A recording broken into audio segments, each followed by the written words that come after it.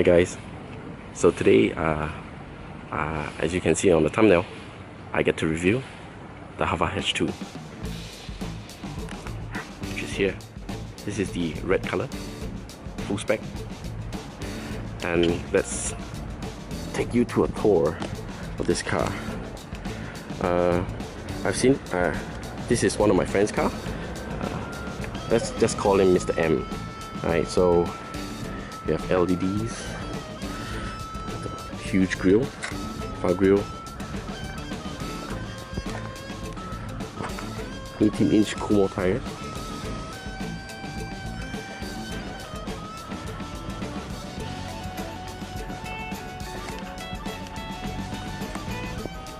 go to the back. Yep, so Haval H2 1.5 turbo. Right, so not bad. It's a small compact SUV.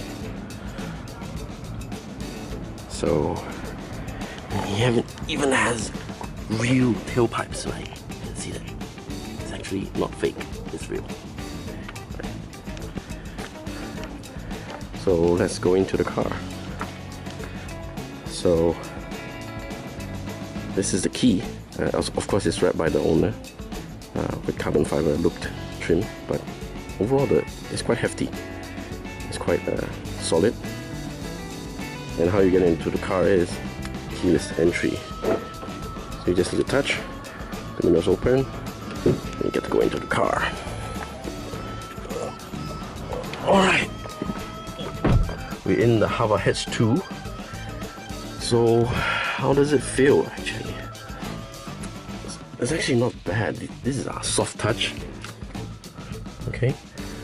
Shroomcaster. This soft touch? Yeah. This is soft touch too. This is really plush. As you can see. Push it. Windows, side mirror, console, the gearbox. Right.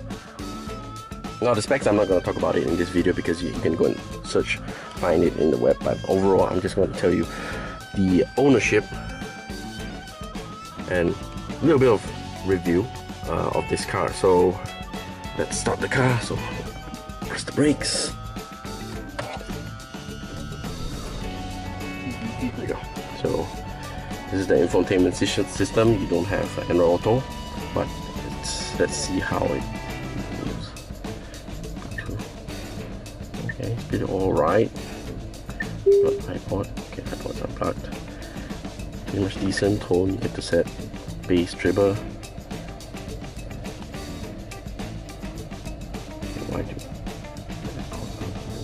Okay, right. So air. Okay, it's a bit too. Okay, right. This is the console. Pretty small, but you get a 12-watt socket. You get a USB charge and auxiliary jack. It's pretty alright. It's actually soft plastic so that it doesn't move around. You get a two cup holder here. Electronic parking brake. Yep. So that's about it. Right. So actually, how does the chair feel? The chair feels quite plush though. It's actually quite soft. But I understand from the owner, it is quite hard at the back. So let's go and try it out. Yep. Okay.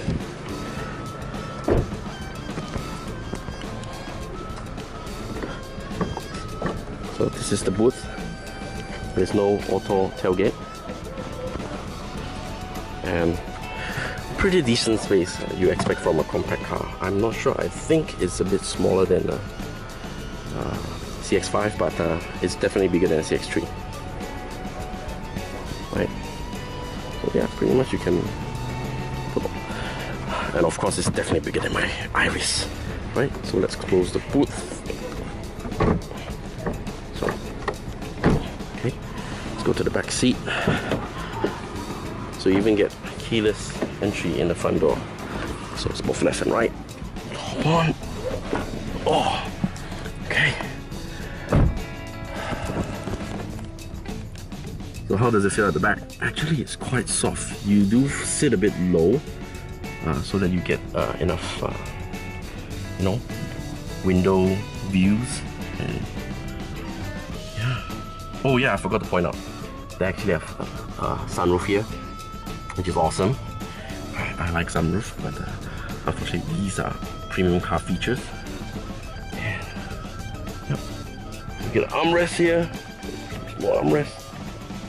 I can't really pull because of the child seat. I'll move this, but yeah, you get a pretty decent armrest and it's pretty much comfortable. It's pretty soft and plush actually. Well, the leather quality is alright, but yeah, it's big enough. So you can see my leg room. This time it's not too high, but you don't get rear aircon fans though. So, yep. So, you know, since we're at the back, so might as well talk about what are the pros and cons ownership for this car, right? So, so this is bought by my friend, like I said, Mr. M, and currently he has run 8K of mileage, and this is a 1.5 turbo, and all the Haval has is 1.5 turbo. Is it sufficient? He just went gunting yesterday, so the power is okay. You can climb with no issue, right?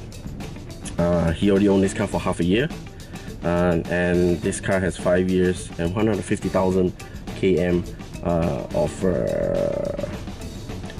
warranty. Of course, different car will have different package. I'm talking about this car that he owned. So what are the plus point of this car? Firstly, definitely, I like the sunroof. You don't get much sunroof unless you're getting a CX-3, which is way more expensive than this car. I believe this car is around 100,000 mark. So maybe we should do a comparison between the X70 and this car.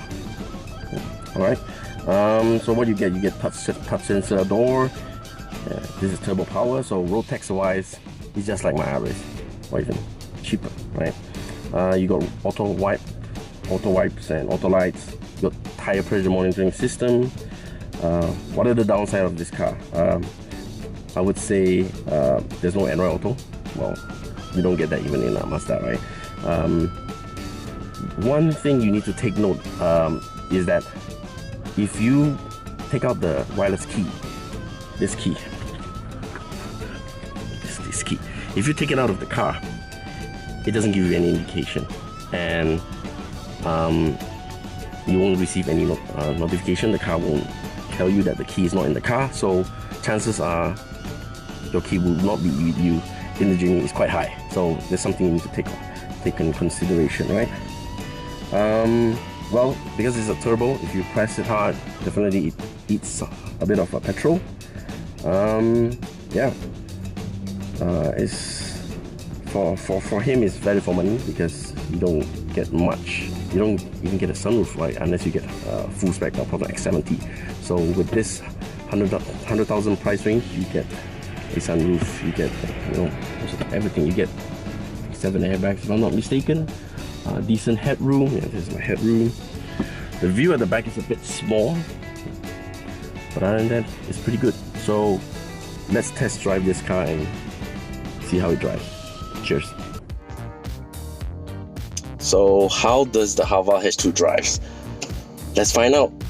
So one thing to take note: the door, you need to, it's hefty, but you need to slam a bit hard to close it. So let's test the car. This is my first time driving the car, so this is really my honest, authentic opinion of this car. So let's see how it drives.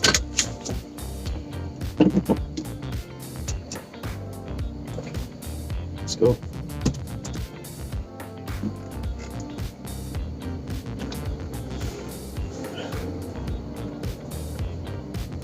So how does this car drive? So actually it's quite smooth though. It's actually quite smooth.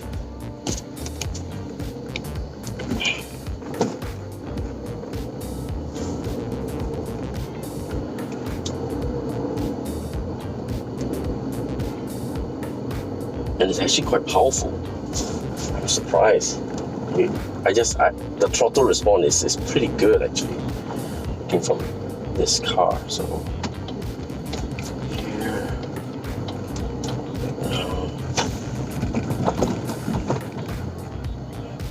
the suspension is good.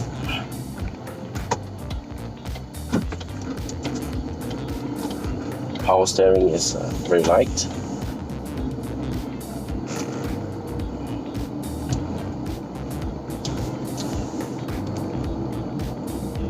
Overall fit and finish, I would say, is not too bad.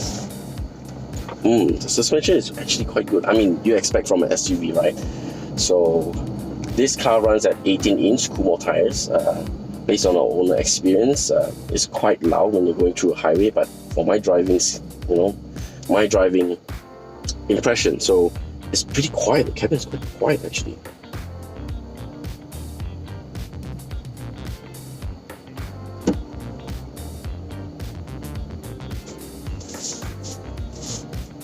Let's go. So it's actually not too bad though. Let's go here. You get a high ride, visibility is good.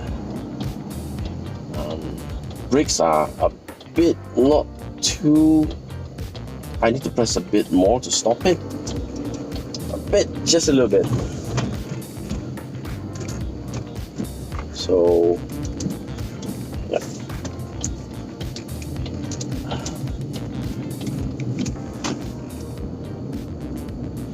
Because I don't get to use this car for a day, so I only get to use this like half an hour. So based on my half an hour impression, this car is quite good. Not too bad, not too bad. For an SUV. But because this car is pretty much new, so we are not sure about the maintenance cost. But overall, we might do another review within the next 3 years. And yeah, so far this car has been quite well to drive, quite easy to maneuver. Things are okay. So, reverse camera. Screen not the best resolution, but you get that. You get to, when you turn the steering, that the lines actually follow your steering move. So that's one of the plus points. Not the best, but it's enough. It's enough, right? Because you don't get much visibility at the back. It's good to have a camera. And I understand on the right side there's another camera, but I'm not sure how to function that. So yeah, guys. So this is the overall review of the Haval H2. If you guys have any comments or you want any further question, you can always leave your comment down the section below, so that you can share your experience if you have an H2 to the car fishing community here. And if you're new to the channel, I would suggest you to subscribe so that more videos like this would come. Yeah, guys, so have a great day, drive safe, and I'll see you in the next video. Cheers.